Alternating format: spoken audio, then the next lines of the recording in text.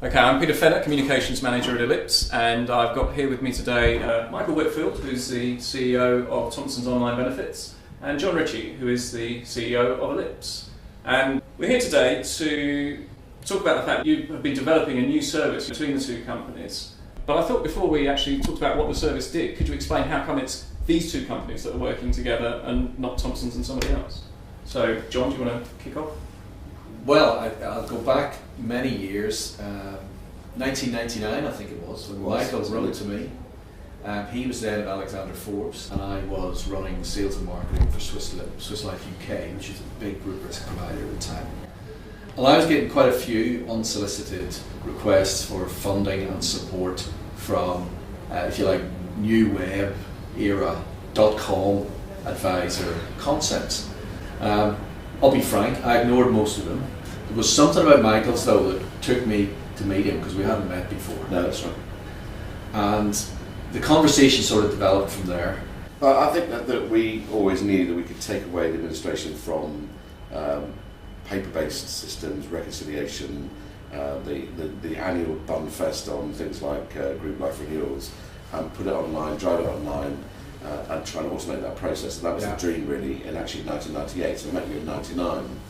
I think the first sort of 4 years we spent groping in the dark trying to work out how we could use technology to make that work.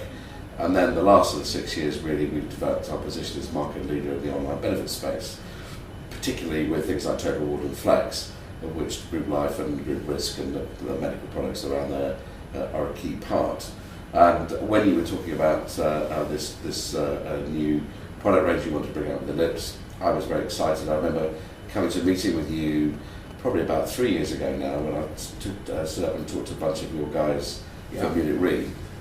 And the thing that struck me then was the piece about that you didn't, as a reinsurer at that stage, get information from the insurers for 2 years. And so how could you actually rate things properly?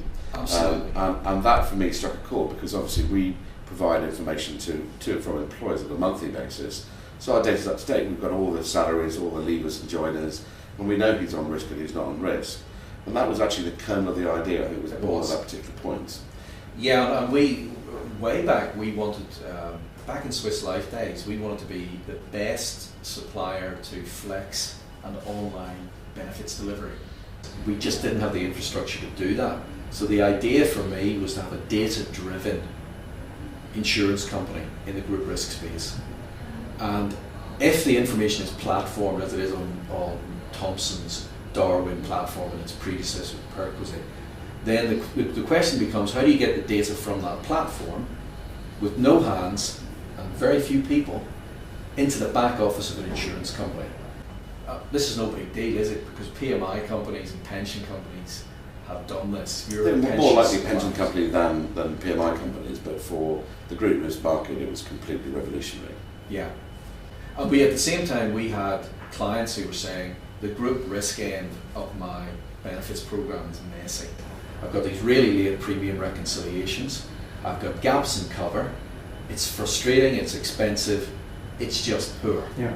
What we've done over the last year or so is build and design, joint project team, a data straight through process. So the information about the lives comes from Darwin, gets sucked into our back office, calculate a premium, figure out who needs underwriting, send it back, and then all the accounting happens within a payroll month. So we never go back. So if we underwrite the CEO, somebody like Michael, and we decide to marginally load them, we don't go back and pick up 35 quid for March. We just say, we don't even look at halfway through April.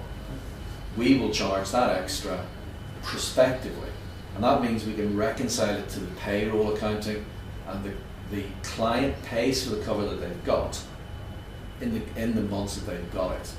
And that is, I think, hopefully you agree, that is so different from the way the other group risk insurers deal with you. If I look at how much time we spend proportionately on things like group risk to group pensions, the work that we have to do is 4 to 5 times as intensive on reconciling group risk than it is on group pensions. And that's why, for me, this is an absolutely key part of the monthly billing process. To actually pay as you go, pay for the cover that you require, will transform the market. Yeah. And I don't think the other providers will be able to do anything other than eventually follow suit. They might say, oh no, that's not the right way to do it. But I think it has a number of interesting effects. I think it means clients pay for what they've got and they have a nasty surprise 12 months down the line. But B, they also have the people on risk that should be on risk at the right time. And I think the other aspect for me, which is incredibly important, is the amount of time it saves HR teams and us, and also the end insurer and reinsurer ultimately gets better information. The risk carriers get the data, but it has potentially a transformative effect on our expense base. There's no doubt about that. And if we look at the market as a whole, the growth is in this model, Thomson's model of benefits delivery. So in a sense, all we're doing is what good insurers will only ever follow the trends in distribution. The big question is, how do I get the clients? How do I get this stuff to clients and their employees? And can I do that better? So yeah, that's the guts of the idea, really, is to modernise it. The question you raised there was why. I think it's because both John and I are both people that can do and will do. Where the market turns around and says, no, it'll never work, we both know this will work. Yeah. The concept of monthly billing will completely transform the group risk market over a period of time. And the one lasting effect I think is important is stickiness. The bun fight that the providers go through on a yearly basis, where you've got this annual renewal, where there is a timescale where a competitor can come in and take that away, disappears.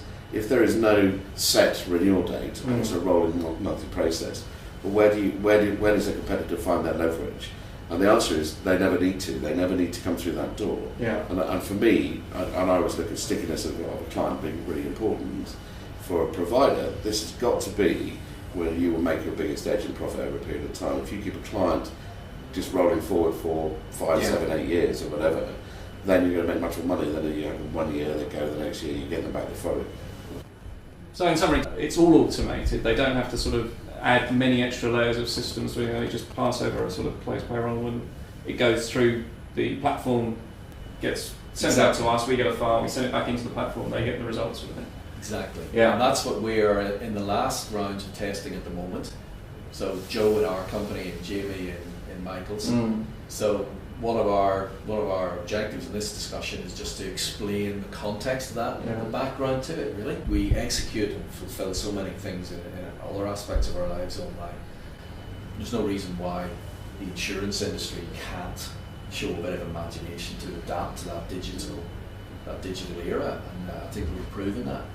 I'd agree with that 100%. That sounds like a good point to wrap up, I think. So, Michael, John, thank you very much. Thanks very much for your time today. Thanks, Mike.